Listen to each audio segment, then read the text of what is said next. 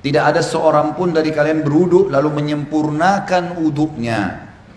Kemudian mengucapkan asyhadu an la ilaha illallah wahdahu la syarikalah wa asyhadu anna Muhammadan abduhu wa rasuluh. Aku bersaksi bahwasanya tidak ada Tuhan yang paling berhak disembah diibadahi kecuali Allah dan tidak ada sekutu baginya. Dan aku bersaksi bahwasanya Muhammad benar-benar hamba dan utusannya, melainkan dibukakan baginya 8 pintu surga. Ia dapat memasukinya dari mana saja ia suka. Apa ini? Wudu, wudu, hanya wudu. Wudu terus syahadat. Kenapa malas wudu? Ini yang masih malas wudu kalau mau tidur nih. Siapa ini? Hah? Kenapa malas wudu mau tidur? Wudu, Nabi SAW suruh. Dalam sebuah hadis dikatakan, kalau seseorang hamba tidur dalam keadaan bersuci, wudu, maka Allah akan titipkan bersamanya malaikat di ranjangnya. Yang setiap kali dia bergerak, malaikat itu mengatakan, ya Allah ampunilah dia. Balik kiri kanan lagi tidur kita nggak sadar, malaikat minta ya Allah ampuni, ya Allah rahmati. Dan Allah akan mudahkan dia kalau mau tidur wudu itu, mau bangun sholat malam Allah bangunin, mau bangun sholat subuh Allah bangunin. Kenapa nggak mau wudu nih? Kenapa malas wudu? Wudu ini kalau disempurnakan, diikuti dengan syahadat saja habis itu, masuk dari 8 pintu surga yang mana dia mau. Berapa menit tuh wudu? Balasannya bisa pilih pintu surga, ya Allah yang ke-8 deh saya mau masuk nanti di akhirat. Hanya wudu. Wudu itu bukan cuma untuk sholat, makanya para sahabat selalu wudu, batal wudu, selalu, nggak pernah berhenti, harus wudu. Tapi makna hadis ini adalah pelajaran pertama, Bapak Ibu sekalian, siapa yang berwudu dan menyempurnakan wudunya, penyempurnaan wudu adalah menjalankan seperti sunnah Nabi SAW. Ingat, yang paling pertama niat dalam hati mau wudu karena Allah perintahkan. Yang kedua, harus minimal tempat yang paling standar, minimal ya. Seperti misal wudu itu pergelangan tangan yang diperintahkan. Ini pergelangan tangan. Ini batas minimal. Penyempurnaannya adalah menyentuh semua batas minimal. Kurang sedikit wudunya nggak sah, sholatnya nggak sah. Makanya ada makna hadis menyempurnakan wudu. Maksudnya adalah menyempurnakan tempat minimal, dan kalau Bapak Ibu lebihkan jauh lebih baik. Sabda Nabi SAW, saya ingin sekali bertemu dengan saudara-saudara saya. Kata para sahabat, ya Rasulullah, kami saudara-saudara Anda. Kata Nabi SAW, bukan, kalian sahabat-sahabatku, saudara-saudaraku yang datang nanti sepeninggalku, kita-kita ini semua. Lalu sahabat faham, mereka berkata, ya Rasulullah, bagaimana Anda bertemu dengan mereka? Bagaimana Anda bisa mengenal mereka nanti? Karena ketemunya di hari kiamat. Kita ketemu dengan Nabi SAW kapan? Di hari kebangkitan, mahsyar. Bagaimana Anda mengenal mereka sementara Anda tidak mungkin kenal mereka, tidak pernah ketemu, mereka juga tidak pernah ketemu dengan Anda. Kata Nabi SAW, sungguh dari tempat-tempat wudunya umatku akan keluar cahaya yang terang. Dan tidak ada itu pada umat yang lain. Makna juga daripada hadis ini kata ulama adalah wudu itu hanya ada pada umat Muhammad SAW. Makna hadis itu karena dikatakan akan keluar cahaya dari tempat-tempat wudunya umatku. Maksudnya kalau umat-umat lain juga ada wudunya, berarti keluar cahaya juga. Sudah dibedain. Kata Nabi SAW, keluar nanti dari tempat-tempat wudu kita keluar cahaya semuanya. Dan bukankah seseorang yang memiliki kuda-kuda yang banyak bisa membedakan antara kuda-kuda itu bila ada kuda yang keempat kakinya berbulu warna putih, warna apapun badannya, tapi keempat tangannya, kakinya itu berwarna ada bulu putihnya. Riwayat lain dikatakan keempat kakinya dan bagian dahinya, rambut di bagian dahinya berwarna putih. Pasti bisa dibedakan, oh ini kuda lain karena warnanya kombinasi putih sama yang lainnya. Maka begitu pula saya akan membedakan umatku. Dalam riwayat lain, riwayat Sahih, riwayat Bukhari juga, kata Nabi SAW, lanjutan hadis tadi, dan siapa yang bisa memanjangkan jamahan uduknya supaya cahayanya memanjang, maka lakukanlah. Disunnahkan lebihan, misal minimal tadi pergelangan, lebihkan. Minimal wajah seperti ini maka dilebihkan sampai di bawah dagu. Kemudian siku, ini batas minimal, lebihkan sampai di lengan. Batas minimal kaki, mata kaki, lebihkan sampai ke betis, gitu kan.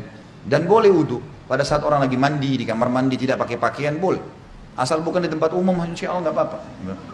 Loh iya, Kamar mandi kita sendiri ada pintunya tertutup nggak ada masalah. Karena pernah ada yang bilang gitu, Ustadz boleh nggak saya wudhu sementara saya mandi? Atau saya harus tutup dengan sarung atau handuk? Kalau sendirian nggak ada masalah, nggak ada larangan di situ. Maka kita boleh. Nah pada saat itu justru kesempatan melebihkan, siku bisa dilebihkan, mata kaki bisa dilebihkan, kan bisa dilebihkan gitu kan, kesempatan pada saat itu. Wudhu yang benar, yang dikatakan sempurna adalah contohnya mengambil air dengan dua telapak tangan kanan, dua telapak tangan, kemudian kalau keran lagi jalan juga begitu, menarik dari sisi punggung kanan ke kanan ke pergelangan dengan tangan kiri. Ini dulu dimulai tarik dari sini, dilebihkan ini batas minimal, lebihkan. Kemudian tangan kanan menarik untuk tangan kiri juga sampai batas lebih dari batas minimal sampai ke sini kurang lebih. Kemudian baru mempertemukan antara punggung dalam dua-duanya dan menyelat-nyelatkan di antara dua jari.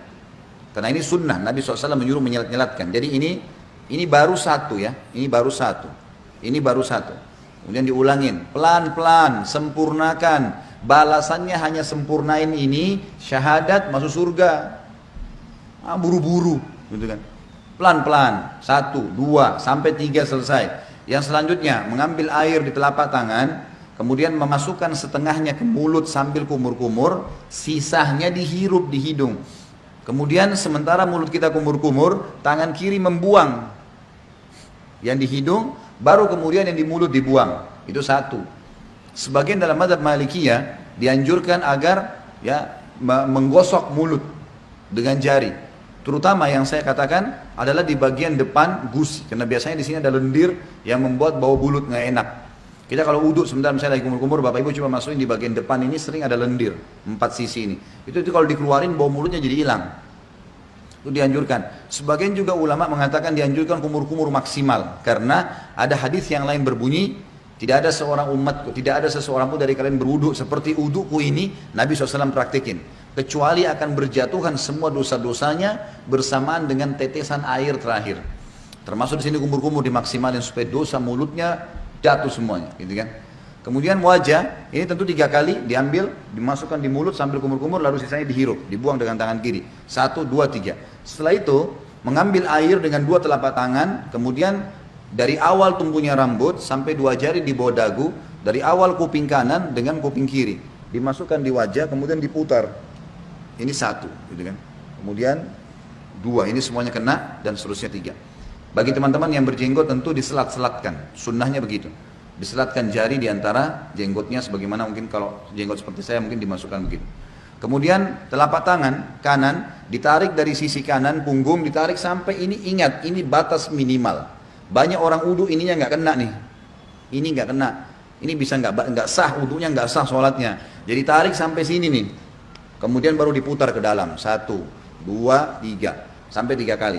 Kalau misal air kerannya di atas, ngalir di keran, dan kita mau tarik dari atas boleh. Tarik di atas batas minimal. Ya. Jadi ditarik dari sini, di atas siku, tarik ke bawah, kemudian baru diputar ke bagian dalam. Kanan dulu baru kiri. Setelah itu baru kepala. Kepala ini diambil air. Sunnah Nabi SAW ditarik dari awal kepala, sampai ke tengkuk, ya, sampai ke batang leher. Kemudian ditarik lagi ke atas kembali, lalu jari telunjuk masuk ke dalam lubang, ibu jari mutar di belakang. 1, ya. Ini satu-satunya yang dilakukan 1 kali saja. Kalau semua tadi anggota tubuh, telapak tangan, tangan sampai siku, wajah, ini semua 3 kali. Kumur-kumur, bersihkan hidung semua 3 kali. Kecuali kepala cuma sekali. Bagi ibu-ibu yang rambutnya panjang, ditarik sampai ke tengkuk, lalu ditepuk-tepuk ke atas. Sampai kembali ke depan, baru kemudian masuk ke sini, baru diputar. Selanjutnya telapak kaki, dibasuh minimal mata kaki, lebihkan ke atas supaya memang sempurna. Setelah itu jangan pernah lupa ucapkan syahadat, asyhadu an la ilaha illallah wahdahu, ada tambah la syarikalah, tidak ada sekutu baginya, wa asyhadu anna muhammadan abduhu wa rasuluh. Itu saja dijamin, kata Nabi SAW, dibukakan baginya 8 pintu surga, ia boleh memasuki dari mana saja dia mau atau dia suka.